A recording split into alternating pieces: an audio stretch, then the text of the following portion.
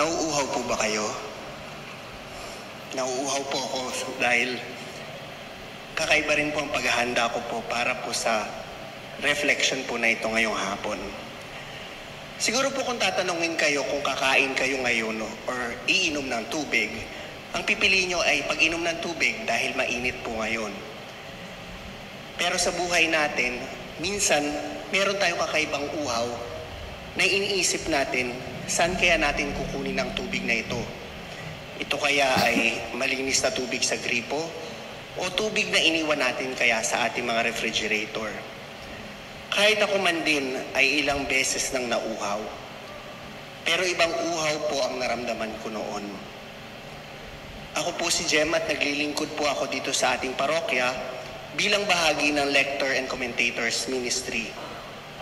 Hayaan niyo po akong magbahagi ng isang parte ng buhay ko na hindi ko po masyadong naibabahagi sa iba. Hindi ko po ito masyadong nababahagi dahil naisip ko noon na ito ay isang bagay na sa aming dalawa lamang ng Panginoon.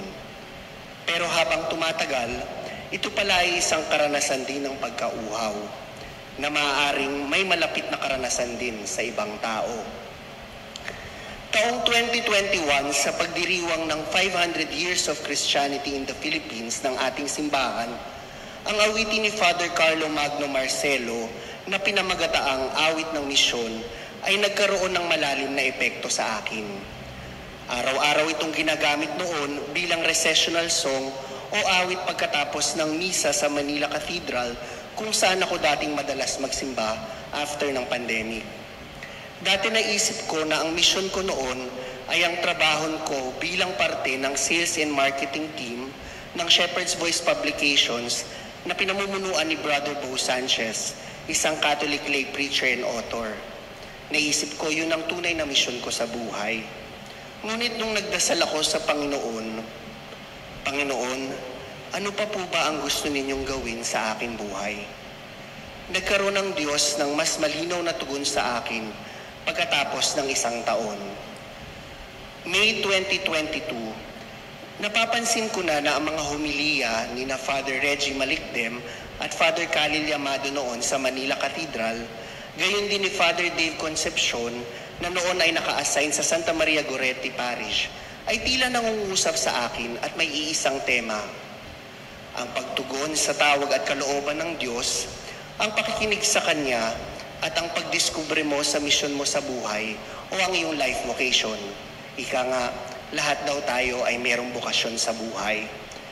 Madalas ibahagi ni Father Dave noon sa homilis niya na mas mabuting tanungin ng Diyos tungkol sa iyong bukasyon at misyon sa buhay at kumilos kesa sa hindi ka nagtanong sa Diyos. Dahil doon sinimulan ko ang aking formal na discernment o ang mas malalim na pagkaunawa sa kalooban ng Diyos kasama ang panalangin. Mas naging uhaw ako noon sa mensahe at presensya ng Diyos sa buhay ko. Mas mahabang oras ang nilaan ko noon sa pananalangin, sa pagsisimba, at sa aking personal na pagdarasal. Sinubukan kong araw-arawin ang pagsisimba na hindi ko dati ginagawa. Kung dati, tuwing linggo lang okay na ako, ngayon unti-unti akong nasanay na halos araw-araw hinahanap ko ang pagsisimba.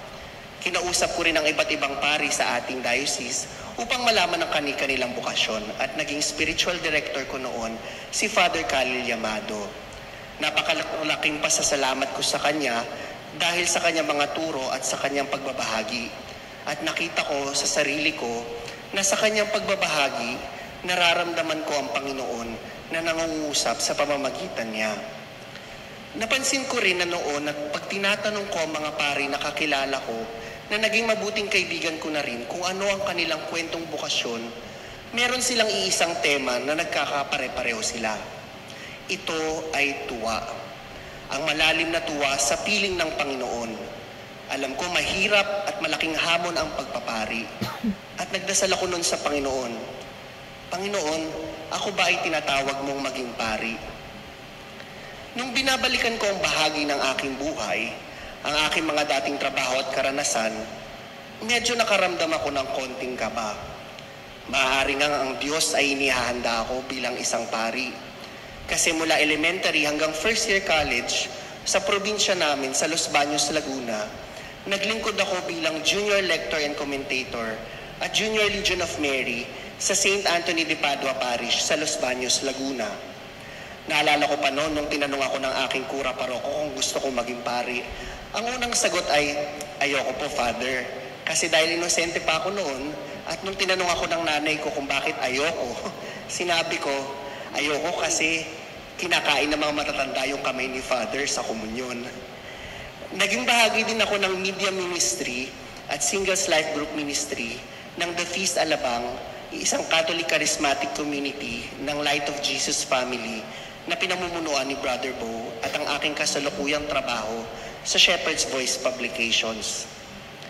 Ang pagkauhaw ko noon ay ang pagkauhaw ko na maintindihan ang kalooban ng Diyos para sa akin. Kumbaga, sinasabi ko noon sa Panginoon, Lord, sabihin mo na para alam ko na ang gagawin, para hindi na ako nag-aaksaya ng oras. At sa patuloy kong pagtuklas ng kanyang kalooban sa akin, taong 2022, sinimulan ko ang application ko sa Holy Apostles Senior Seminary dito sa Maynila. August 2022, nagsimula ako mag-inquire tungkol sa kanilang search-in process, ang proseso na kung saan maninirahan ka sa loob ng seminaryo ng ilang araw, kasama ng mga seminarista at priest formators, kasama na rin ang exam at interviews. Ngunit bago pa man ako ma-schedule sa Holy Apostles, ay nagkaroon ako ng isang matinding aksidente noong October 28, 2022. Pagkatapos ng umagang misa ko sa Manila Cathedral, at dahil naghahanda ako noon papunta sa isang retreat, sumakay ako sa isang motorsiklo papuntang Makati at pagdiretsyo ng motor na sinasakyan ko sa intersection sa kanang bahagi ng katedral, bumangga ang motor na sinasakyan ko sa isang kotse na galing sa kaliwang bahagi at tumalsik ako papaharap. Lumipad ako at bumagsak at nagtamo ng maraming galos sa binti at ang aking kaliwang braso nagkaroon ng multiple fracture na kinakailangan kong mag-undergo ng operation. Sinabi ng mga doktor noon, kailangan kong gawin yon para makasurvive ako. Nung panahon na yun, sinabi ko sa Panginoon, Panginoon, bakit? Bakit po ito nangyari sa akin? Ito po ako, handang sumunod sa tawag mo, pero bakit ganito po ang nangyari? Sa panahon iyon, nagpapasalamat pa rin ako sa grasya ng Diyos at sa mga naging mabuting tao dahil naging matagumpay ang aking operasyon at nagpatuloy ang paghilom ko ng ilang buwan dahil pa sa aking mga therapy sessions. January 2023, natuloy na ako sa aking search-in process sa Holy Apostles Senior Seminary. Nakakilala ko ng mga bagong kaibigan doon at gayon din ng mga bagong kaibigan ng mga pari at nakapasa ako sa kanilang first phase. Ngunit matapos ang sumunod na bahagi noong February 2023 sa aking 3-day search-in sa Holy Apostles Senior Seminary, natanggap ko ang resulta na ako ay hindi nakapasa. Muli, dahil sa pagkabigo sa aking sarili at sa maraming tanong na bumabagabag sa aking isip at puso, tinanong ko ulit ang Panginoon, Panginoon, bakit? Bakit po ba ito nangyari sa akin? Meron po bang kulang sa akin? Sana hindi niyo na lang po ako pinapunta doon. Sobrang sakit ng nararamdaman ko, pero hindi ko makakalimutan ang sinabi ni Father Cali sa akin. Do not deny your feelings. Huwag mong itanggi ang iyong nararamdaman. Si Jesus nga, nung naging tao siya, nakaramdam din siya ng iba't ibang pakiramdam, kahit na ang sakit, pero hindi niya ito itinanggi. Nung punto na yon, naramdaman ko na nakikibahagi din ng Diyos sa aking uhaw sa pangasagot sa aking buhay at sa aking nararanasan na sakit at pagkabigo. Sinabi rin sa akin ni Father Cali na kung hindi man ako nakapasa, hindi ibig sabihin na hindi ako para sa pagpapari.